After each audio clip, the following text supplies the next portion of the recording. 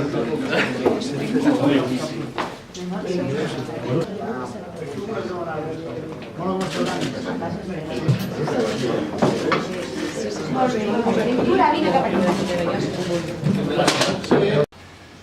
que també que hagin acceptat també és un acte d'altíssima responsabilitat, i ho dic públicament, el fet de congelar, en parlar d'acte seguit, les transferències pels propers 2 anys.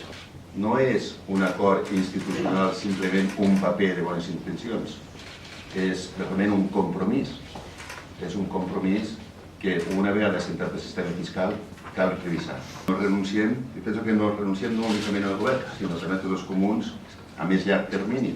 A més llarg termini els objectius d'una reforma, d'una nova reforma, més enllà de la voluntat que tenim avui dia de legislar segurament noves lleis o revisar noves lleis que afecten sectorialment articles de la llei de competències. Independentment que hi ha un desacord, i a més el va fer notar i a més es va escriure i per tant no s'amaga pas aquest desacord sobre les transferències, vostès tenen el document, no és menys veritat que va rubricar ahir el mateix document sobre les competències amb el sentit que acabo d'explicar-me a la primera pregunta si estava content o no. En tot cas, ahir estem tots força satisfets d'aquest primer pas, que en tenen d'haver-hi d'altres, d'aquest primer pas, i el document es va firmar de forma unànime. Volem posar de manifest que l'acord s'ha adoptat per unanimitat de tots els comuns i el govern, en l'única salvetat de l'apartat destinat a la congelació de transferències en què una parròquia ha posat de manifest el seu desacord. Entenem que aquesta decisió és totalment legítima i la valorem des del més profund respecte, atès que la realitat de cada parròquia és diferent i cada comú coneix la seva realitat sense que els altres puguem emetre cap judici de valor en relació a aquesta decisió. Només hi ha una divergència en quant a la congelació concreta de les transferències.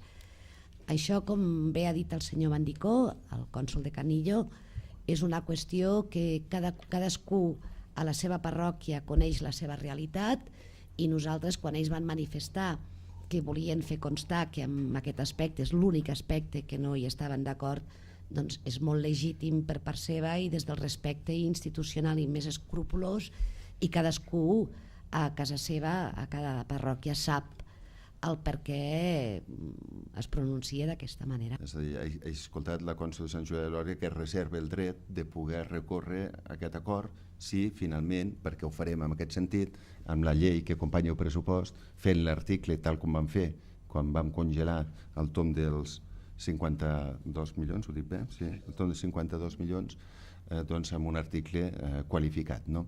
Ja es veurà en el seu moment. Jo vull pensar que no hi haurà cap recurs, però és evident que si un cònsol no està d'acord amb aquesta decisió té tot el legítim dret de fer-ho constar com ho va fer Sant Julià de Lòria.